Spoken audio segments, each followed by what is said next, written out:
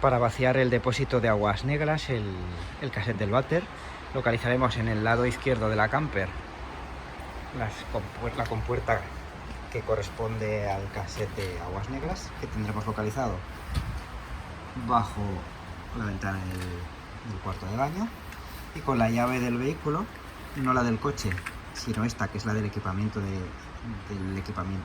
la autocaravana, abriremos la cerradura y pulsaremos simultáneamente este pulsador de la izquierda y este de la derecha para poder abrir la compuerta. Con la compuerta abierta sacaremos el cassette, lo cual solo podremos hacer si la guillotina de la taza del váter la hemos dejado cerrada. Sacamos el cassette, lo extraemos del todo fuera del vehículo, acudimos al punto de vaciado del camping o del área de autocaravanas donde nos encontremos, desenroscamos la tapa del tubo y volcamos el cassette hasta vaciarlo completamente. Por el mismo tubo, bueno, importante, para vaciarlo utilizaremos también, al volcarlo, pulsaremos este pulsador, de forma que entra aire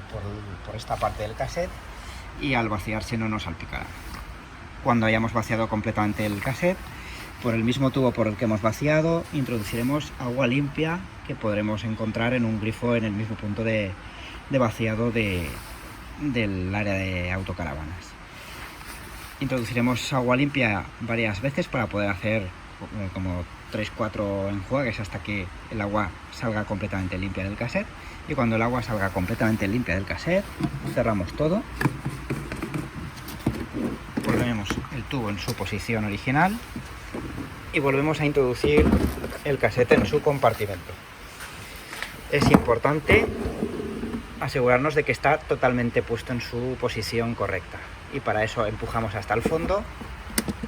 hasta que la pestaña esta hace clac. Si no hace clac, la empujaremos nosotros, la ayudaremos con nuestras manos. Cuando está en su posición correcta, ya podemos cerrar totalmente la compuerta, cerramos la cerradura para que no nos quiten el cassette, y ya tenemos hecho el cambio del vaciado de las aguas negras.